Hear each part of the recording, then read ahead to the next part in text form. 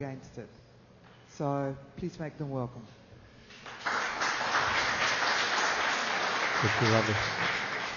Thanks, Jen. I'm going to kick off at Nigel's request, because in organising for me to come here and do this, and I thank you very much for bringing me down, Nigel and I agreed that what we're going to do is a completely unrehearsed 15-minute conversation. So that's exactly what it is. However, over lunch, he confessed to me that he had so much material prepared because of his website that what he wants to do is he's going to talk, and my job is to interrupt. So I'm here as Nigel Hellier's. I'm here as Nigel Hellier's. I'm here as Nigel Hellier's interrupter. Interrogator. Well, it's a great honour to be here, and I'm glad we're still all awake after having kind of rebreathed the same square metre of carbon dioxide for the whole day. I first wanted to kind of start off by popping the bubble about the word community, because it's a very easy word. It's a bit like art and love to say, but I realised that when I spent a couple of months or 2.5 months out on the Abrolhos Islands, which are sort of between 60 and 100 kilometres out into the Indian Ocean from Geraldton, and sort of it's composed of about 120 islands with scattered temporary inhabitation while the craze season is in operation. And I went there not so much as with the intention of making work, but really or even to find collaborators, because I was, in a sense, itinerant. I travelled through the island groups, making a complete circuit. So I was there really more as a kind of witness, an observer, and of course I did recordings and collected material, but it wasn't my intention to actually produce anything. That happened, as it were, later. So and instead of collaboration, there was a kind of engagement, and I think, in a sense, a reciprocal kind of embrace, because I was incredibly well looked after, and I stayed in people's homes, well, shacks, let's put it that way, as a guest on various islands, which vary from, in the southern part of the group, dry coral, and to the northern part, sand. But really what I was engaging with wasn't so much a community as a kind of collection of individuals involved in, you'd call it an industry. And I think I came to realise that the industry, the fishing industry, much like farming, much like mining in Australia, is a resource extraction industry. And the products of that industry don't stay in this country. They're not part of our food economy. They disappear mainly to Asia, which is one of the reasons I actually followed that trail and went off to Taiwan and Hong Kong and went to fish markets and talked to people in restaurants, and kind of got their impressions on the way back. So I don't know if you have any kind of reflection on that. Oh, the main thing I think to think about the Abrolhos Islands, I don't know if people know, but the islands are uninhabited, except during the craze season, when you have a whole lot of temporary shacks that have been put up over the years, and people actually stay out there for weeks on end, and the crays are actually brought back to Geraldton by larger boats. It used to be the case that there were so many people living out there were 2 schools during the season, but because of the changing nature of the industry, the depopulation of the industry, that doesn't happen anymore. And it's a totally ungoverned environment, apart from the rules of fishing in the fishing industry. There is no governance, there's no government presence there at all, apart from teachers. Which suited me fine. In a sense, it's a kind of like a Wild West, and it's actually a very, very special place in Australia, because it's rather like Aboriginal communities.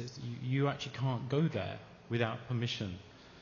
You can actually take a day flight out there. You can go to an island where no one lives and no one does anything, and you can sort of see communities on the horizon with some difficulty. But what really interested me was a rather uncomfortable collision between ecology, economy, and the sort of social structures, and that was really my interest. So I was there part as partly as an artist, but as an artist who does a lot of work in sort of art science projects. So I spent a lot of time doing underwater recordings and recording water quality, and in the and which was subsequently sonified. So in the Quavox sculpture, part of the soundtrack is actually sonified water quality data. And I suppose most of my work was really conversations with people, trying to find out what they felt about things like climate change, what they felt about their government. I mean, there is regulation there, in a sense, but it's from afar. It's from the Fisheries Department. And there are some, I can tell you, some fairly widely varied opinions about the Fisheries Department. Some people think they're okay guys doing a fairly good job, and some people think they're wildly wrong, trying to transform the industry, in fact, trying to destroy and restrict the industry. And as I possibly intimated before, I have some ambivalent feelings about this. I actually come from a small fishing village in Sussex myself. They didn't call them crayfish, they called them lobsters, but they did exactly the same thing. I was very familiar with that. Are you going to stop me? Interrupt? No, I'm going to interrupt. How did the crayfishing people react when you started suddenly doing water quality testing and hydrography and underwater recording? Well, I hope you've all read this poem, because I'm not going to read it to you now, because I'm going to zoom up to. You see, I do have rather a lot of stuff, but you can all. Here we go. Oh shit! How does this work? Okay, here is a water quality testing unit in one of the mangrove soaks on Post Office Island. These are from my diary, my blog. So the Hydra Lab. My island circuit is completed by this return trip to the Southern Group and to the shack on Post Office Island, after my meander northwards through the entire Hookman Abrolhos. Once again on familiar ground, this time accompanied by Artemis Kiotsis, a colleague from the city who brings a Hydra Lab able to test the quality of the water, oxygen, salinity, turbidity, chlorophyll, you name it, several other things. We find that this new activity makes everyone a bit nervous, as this is the type of research that the Fisheries Department like to pursue. But I reassure all that we meet that our data will only be used to create soundscapes, a partly satisfactory and partly mystifying explanation. In short order, I also struggle to explain Biennale's art fundings in general and finish with a précis of sound sculpture. We take a tour of the island, noting the various environmental niches, the deep water wharves, the tidal sinkholes, the lagoon and the mangroves. The sensor probe is lowered at each site as Artemis tackles the hideous interface of the data logger. I drop my hydrophone into the water and listen to the micro-chatter of tiny crustaceans and other coral dwellers who occasionally investigate the hydrophone by gently drumming a tattoo on its surface.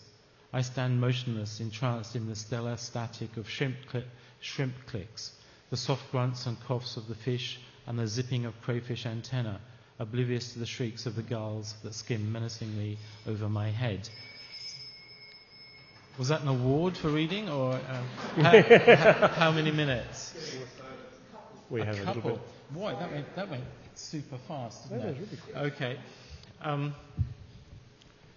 So, yeah, we're taking... Okay. Maybe can I read another one? Or are you going to interrupt me again? You read another one, then I'll interrupt you. Okay. Exoskeleton. Hell's Angel. The more I see of them and observe their behaviour, the more they remind me of cockroaches. An ever-present thought at supper time. Just what was that one thinking as the deckhand jokingly said, "Hey Nigel, that one's having a good look at you." Hoisting itself out of the sorting bin and purposely fixing me with its two protruding pearls of eyes, antennae and feelers symmetrically arranged to keep me at bay, and moving a generous array of small underbody parts. What constitutes thought? This creature is supposedly possessed of a simple brain, a clot of nerves lodged beneath the horn carapace that protects the eyes. Surely it must be taxed just coordinating all those whirring body parts, all of those legs and feelers, unless, of course, they're mostly autonomous. So what constitutes thought? Aliens. Who needs aliens? Our world is chock full of them, and doesn't Geiger and Hollywood know it, being content to go no further than a simple mix and match, crustacea and insecta, with a little help from reptilia on occasion. Of course, from the perspective of numbers, of biomass, it's we who are fish out of water with our rather simplistic morphologies, our vulnerable soft tissue hung from frames of bones and lacking the useful ability to regenerate limbs, which crayfish can do, of course. Perhaps the notion of intelligence has gone to our heads. Okay, right. Now, one very quick question to wrap up. One very quick question to wrap up. The Craybox project really didn't come into being until it was installed here, so the crayfishing people from the Abrolhos have seen nothing. That's correct. It's going to be really interesting when space comes to Geraldton next year, because the cray community are going to be really fascinated by that. The sounds are actual. I walked into that room this morning and I thought, you've done it. So that's great.